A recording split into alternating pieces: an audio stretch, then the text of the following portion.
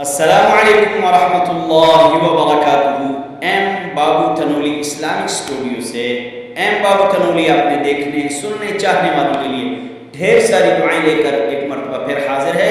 اے رب کائنات، تمام مسلمانوں کو غیب کے خزانوں سے وسعت والا رزق عطا فرما اور ہدایت کاملہ نصیب فرما۔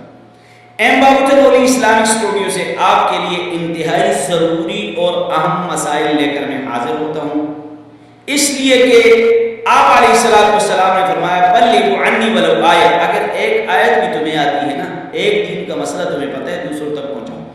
آپ تک پہنچانا میرا حق بنتا ہے، آپ اس کو شیئر کریں یا نہ کریں وہ آپ کا مسئلہ ہے۔ آپ شیئر کریں گے تو گویا کہ آپ بھی دوسروں کو دین پہنچا رہے ہیں۔ تو چلے بات کو لمبا کرنے سے پہلے ہی آپ کو ہم اہم اور انتہائی ضروری مسائل بتانے لگے۔ انتہائی اہم اور ضروری مسائل نماز کے متعلق۔ سوال کرنے والے نے سوال کیا ہے کہ کیا جب ہم نماز پڑھتے ہیں، نماز پڑھتے ہوئے ہم اپنی نگاہیں کہاں رکھیں؟ نماز کے اندر اپنی نگاہ کہاں رکھیں؟ سمجھ آئے کہ نہیں؟ سوال آپ کو سمجھ آ گیا؟ نماز کے دوران اپنی نگاہ کہاں رکھیں؟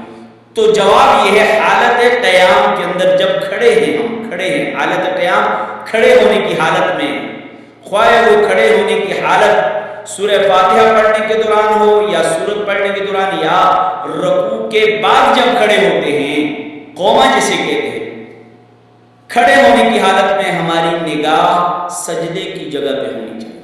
سمجھ آ گئی؟ اور اسی طرح قیدے کی حالت میں، خواہ وہ درمیانی قاعدہ ہو، قیدہ اخیرہ ہو، دونوں سجدوں کے درمیان بیٹھنا ہو جسے جلسہ کہا جاتا ہے، بیٹھنے کی حالت میں ہماری نگاہیں کہاں ہوں گی؟ اپنی گود میں ہوں گی۔ بیٹھنے کی حالت میں کہاں ہوں گی؟ اپنی گود میں ہوں گی۔ آگے آپ مسئلہ سمجھ لیجئے۔ مسئلہ یہ ہے کہ اگر آپ نماز پڑھ رہے ہیں تو نماز کی حالت کے اندر کیا آپ اپنی آنکھیں بند کر سکتے ہیں؟ تو بات سمجھ لیجئے کہ نماز کی حالت میں آنکھیں بند کرنا مکروہ تنزیہی ہے، کیونکہ نماز کے اندر نگاہ قیام کی صورت میں سجدے کی جگہ اور قعود کی صورت میں، بیٹھنے کی صورت میں گود میں ہونی چاہیے۔ جب آپ آنکھیں بند کر لیں گے تو یہ مستحب عمل آپ سے چھوٹ جائے گا، مکروہ تنزیہ لکھا ہے۔ لیکن اگر آپ کے اس صورت میں نگاہ بند کرنے کی وجہ سے، آنکھیں بند کرنے کی وجہ سے آپ کے اندر خشوع زیادہ آتا ہے، آپ کی نماز کے اندر توجہ زیادہ آتی ہے، اللہ کے ساتھ تعلق زیادہ آتا ہے، اس صورت میں آپ نے کیا کرنا ہے؟ آپ کو گنجائش مل سکتی ہے۔